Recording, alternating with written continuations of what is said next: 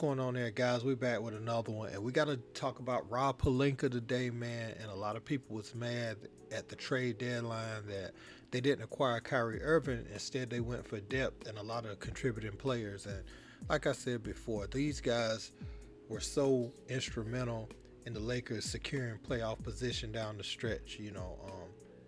They only finished one game shy of getting that 6th seed, but they got one of the most favorable matchups they could get in the first round, which was the Memphis Grizzlies, and they're up 3-1 at this point. And we just got to give Rob Pelinka his flowers. Now, when LeBron finished on Dylan Brooks, Shannon Sharpe went crazy, man. We had his teammates embracing him in the locker room and everything. And let's just take a moment to look at the team chemistry that has been built up.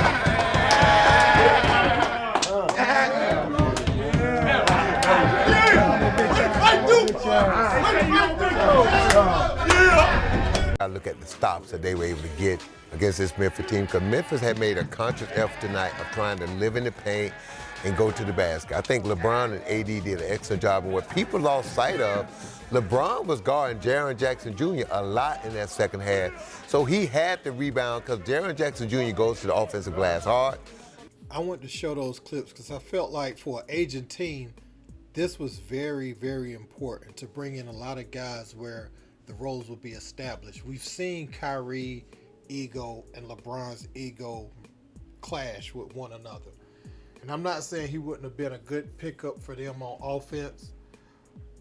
I'm just saying when you look at what D'Angelo Russell, Austin Reeves, Jared Vanderbilt, those three specifically, what they bring to the team, Kyrie is not able to bring to this current roster.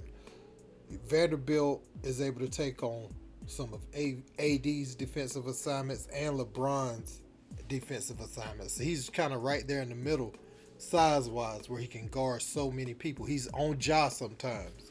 You have Austin Reeves. We don't know if he's going to develop into a star in this league, or at least a borderline star. You know what I'm saying? This kid has game. He has real game. It isn't just because he's playing with AD and LeBron. This young man can play like if he was on a bad team, he'd probably be averaging close to 20 points right now, given the opportunity. Some of those baskets he gets, some of the ways he score, some of the passes he gets off. I mean, if you look at his efficiency and everything else, this young man, sky's the limit. If you think about opportunity, work ethic, all these things. And I remember when he played Jalen Suggs in the NCAA tournament when he was at Oklahoma, he starred, and I was like, who is this kid? Because, he was the star of that game versus Gonzaga. Then you got D'Angelo Russell. He played against these same Grizzlies last year in the playoffs, and he had a good game, and then he was kind of underwhelming. He could be up and down at times, but in certain parts of the game, he's taken over, especially in game one, that game they took in Memphis. There was a stretch there where he was the only thing clicking on offense, and he carried them.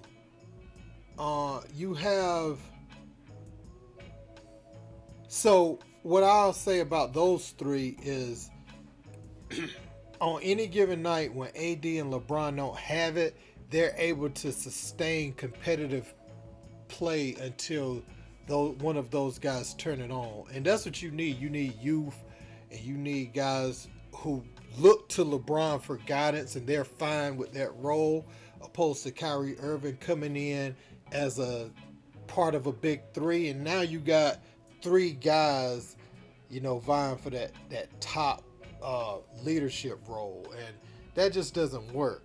So also I want to talk about Ja Morant a little bit. Massage, and you can see he's still in some excruciating pain.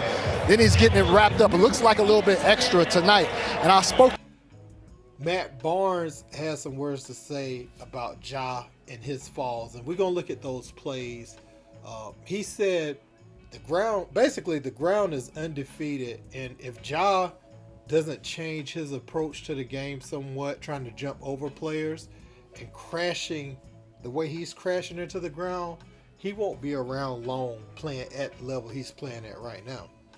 I just don't know what Ja's trying to accomplish on these plays. You look at the play on LeBron, I don't know how he thought that was going to end.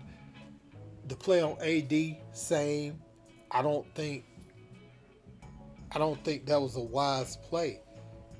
And if you look at the way De'Aaron Fox plays most of the game, De'Aaron Fox is probing, penetrating, pulling up, with that, I don't want to call it a floater. It's like a jump shot floater where he gets to like the elbow and he just pulls up. It's one of the neatest shots in the entire association right now, but it's unstoppable.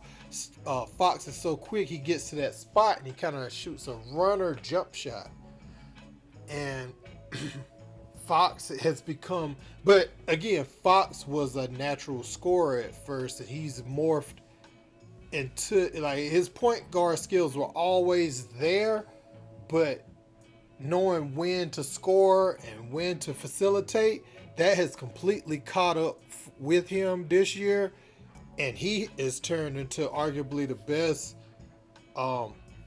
Unless people want to consider Steph a point guard, but I'm talking about from a natural standpoint, because Steph does a lot of things off the ball and things, but obviously Steph is the guy.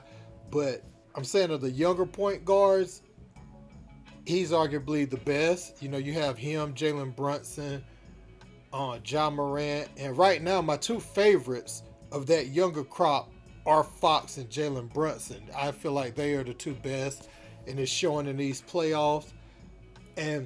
But I just use Fox as an example, and for something for Ja to look at, because he's wildly athletic too.